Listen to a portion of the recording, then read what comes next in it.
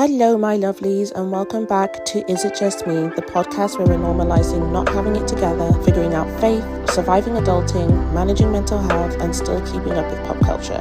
I'm Shumi, your resident overthinker and girly navigating life, God, and everything in between. So let's get into it, because surely, it's not just me. So, this is my second episode, and I'm low-key so impressed I'm here. One thing that I didn't mention last week was that I'm going to break my podcast up into sort of like five or six different sections. And the first section is Life Lately, where I'll give you a bit of a rundown on how I've been. We'll check in with each other, which we'll do in a minute. Second section is Make It Make Sense, where we'll talk about just a thought that I've had, or this will often be sparked by something I've probably seen on social media, or I've been going through, or X, Y, and Z. And then number 3, Where Do We Even Start, which is the main bulk of the episode, where I'll be talking about the main theme. And then 4, which is sort of a verse of the week that I feel like is relevant to the things we've discussed. 5 is Let's Unpack This, which is where, in theory, hopefully moving forward, you'll be sending me some of your dilemmas and we'll be able to talk through those quickly and share some advice. And then 6, which is I'll leave you with this. So just a little reminder that I am there for you. Thank you for listening and you're amazing. So cool, let's get into it. Life lately. Ever since I did that first episode, life has been on my neck. I can't even lie. Like, this week has been one of the most challenging weeks ever. But yeah, no, it really kicked me in the groin. I can't lie. I've definitely felt emotionally off, very confused. I was very happy with how my first episode went and the people that got back to me, people that I love that listened to it. So thank you if you're here and that you were one of those people. It was nothing to do with that. I just think that sometimes the world has a funny sense of humor. A lot of the time, good things are followed by, in my case, I always say the devil, but trying to bring you down and trying to stop something that is meant to be good for you and trying to take you out of it. Because I'll tell you one thing, I was so close not to doing an episode this week already after one episode, which I guess brings me into my next section, which is Make It Make Sense. I was watching a TikTok about essentially like self-care and, taking care of yourself and, comparison and putting up boundaries and doing all that good stuff. First, I watched a TikTok about what this girl was doing on TikTok to feel better. She's basically made a little video and like, having a crap day, I'm gonna do this. This is what healing looks like. This is what growth looks like. And it was very aesthetically pleasing, don't get me wrong. Like, I reshared it. It looked gorgeous. These are things that I often do. But shortly after, I saw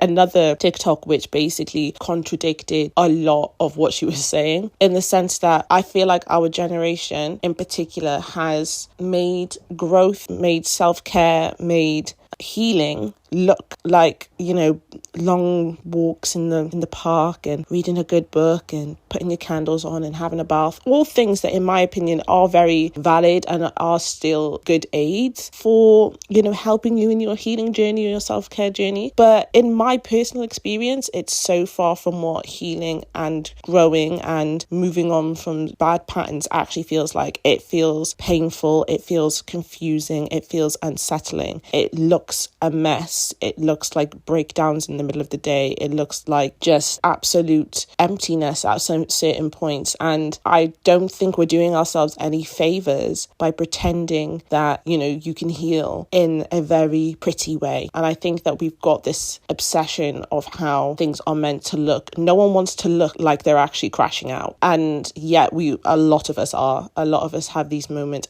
and which are normal. In order to become people that we like, you have to sometimes go through painful experiences and seasons where you really don't know what's next or how things are going to work out. To then also, on top of yourself, put the pressure of trying to make that look pretty and make that look like something that is meant to be, again, aesthetically pleasing, is stupidity at its finest. And I was definitely doing that for a long time. But this week, I've really allowed myself to crash out.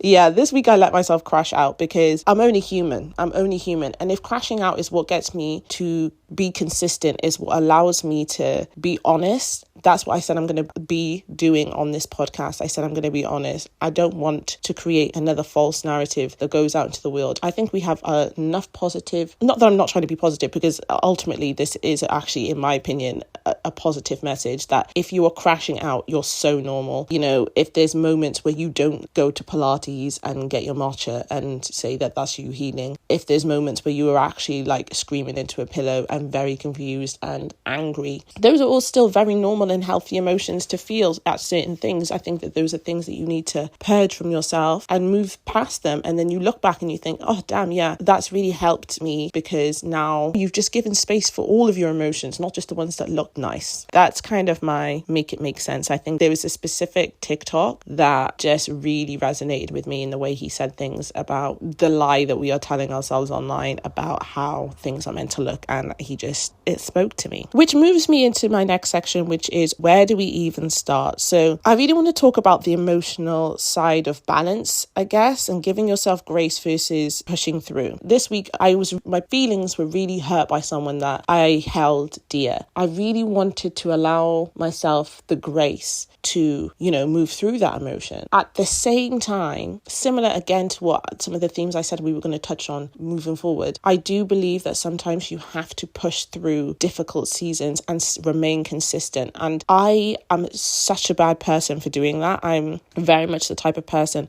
if it's not perfect, I would rather abandon ship and just not do it at all. And I don't think those are healthy things to do. I think sometimes you need to do things despite how you feel. And I have been brainwashed, I guess, sometimes in feeling like my feelings should override my consistency or the routine that I've put in place. Because sometimes in order to achieve the things that you want to achieve, you can't listen to your feelings. Your feelings will often lie to you. And it's something that, again, I saw a TikTok about today. Guys, I'm chronically online, so I really need to get off TikTok. I saw a TikTok about that today as well, about the idea that you can't always honor all your feelings, because sometimes you will lie to yourself in order to give yourself a way out, in order to be lazy, in order to just have another day of wallowing. That's why I'm saying it's definitely a battle and it's definitely a balance, because I do believe sometimes you do need to give yourself grace. But what does you giving yourself grace look like in that day? Because if you want to achieve a certain lifestyle, it can't always look like giving yourself a way out. Like, so for me, I was like really not wanting to do this podcast today, really not wanting to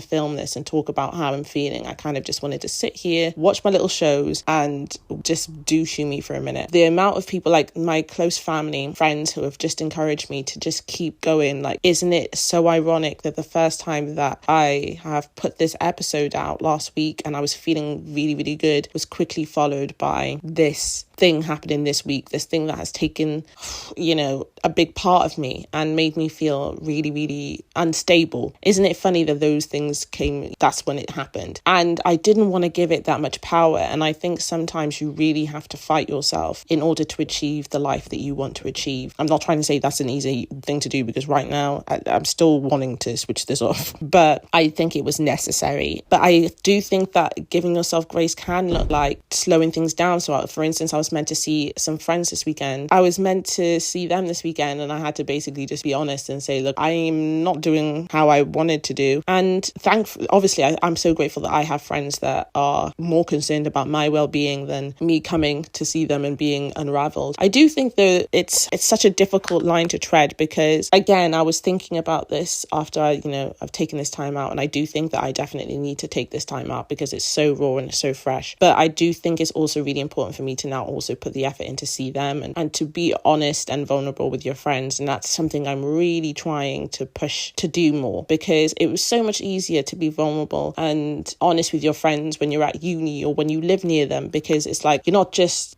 seeing the sadness, they'll see the happy days and then it's like, oh, something's happened, we'll talk about it, we'll move through it as friends. Whereas now we live so far away from each other that I feel like I've sort of pressure, I guess, to always present as happy Shumi when we're together, because I don't want the moments that we have together to be shrouded in this sadness or me going through something. You want it to be like, oh no, I want to look back on this and feel good, and I don't want to come and just dump myself, all my traumas onto friends and then be like, okay guys, I'm gonna be off now. Like, I'm very aware of that also in my mind, although I know my friends would not be how they saw it at all. They're all great people. It's just a battle in my own head about how I appear, which I guess sort of feeds into that whole perfectionism and wanting to appear as someone who constantly has it together. As well, on top of that, I also don't like being constantly the person who appears to be struggling with something. I don't know if that's just me, but I think that I'm really trying to loosen myself with the idea that,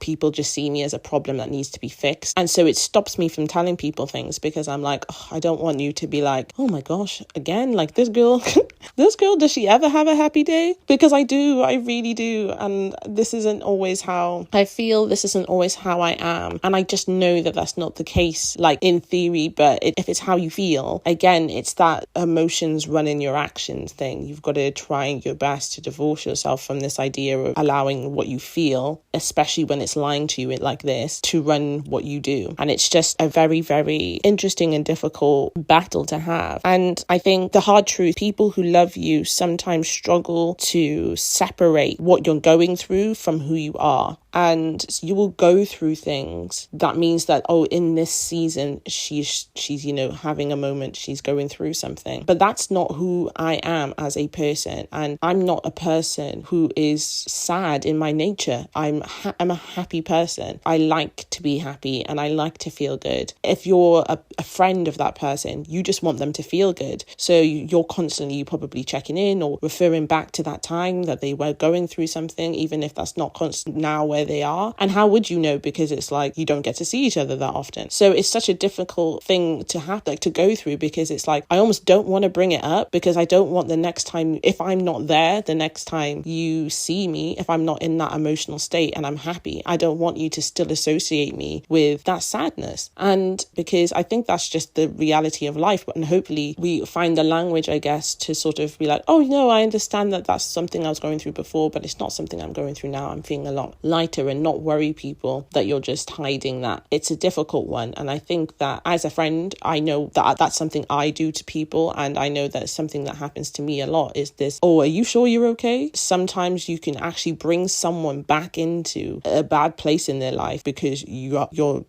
haven't moved through that place in their life with them. So in your head, it's like the last time we spoke, you were down bad. And now you're trying to tell me that everything's good. That's because you're still associating that time with that person. I guess that's where more common communication comes in, and just making sure that you're having real conversations in between the times when you're seeing your friends, rather than just going quiet. If you keep them updated on where you are, how you're feeling, days, and especially the days that it gets better, then hopefully the next time you get to see them, they'll be where you are, because they're not just jumping from one feeling to another, and you're not giving them emotional whiplash, essentially. That's just, I guess, something I was moving through and feeling and oscillating over. So my next section is the verse of the week, where we'll just discuss something that I feel is relevant to the conversation we've had, which is Ecclesiastes. I don't know why they made the names in the Bible that actually sound mad.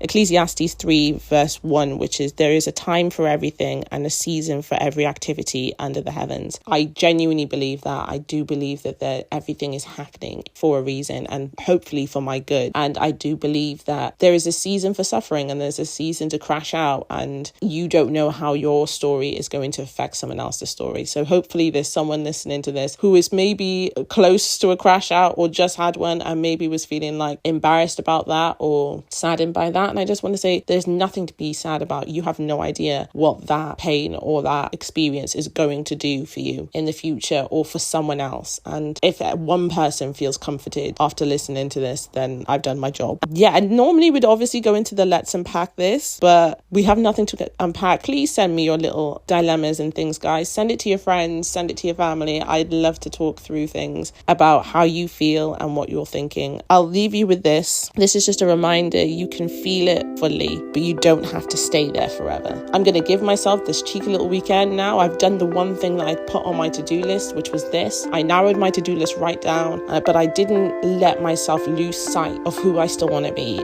You're not weak, you're just feeling things. You're human and you're still strong for showing up. Don't be too hard on yourself. All right, my love. And that's all from me today. If you related to anything in this episode, don't worry, it's not just you. Make sure you follow, share this with a friend who's also figuring life out, and DM me your Let's Unpack This moments for the future episodes. I'll catch you next week.